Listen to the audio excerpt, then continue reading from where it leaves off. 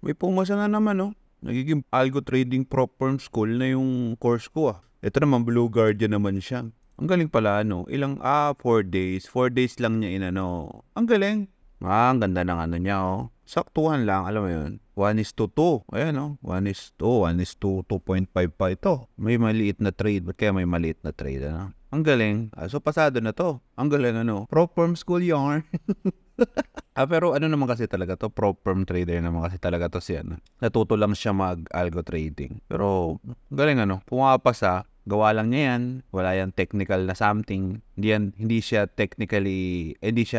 computerly inclined masyado. Pero nakagawa siya EA. Ang ano lang is trader siya. So, ang lagi kong advice is, unahin mo muna maging trader bago maging user ng robot. Para kapag ikaw ay natuto ng gumamit at natuto ka ng gumawa ng robots, diba, at least gakagawa ka ng maayos. Hindi yung mga grid martingale lang dyan, diba? Ang galing. Congratulations!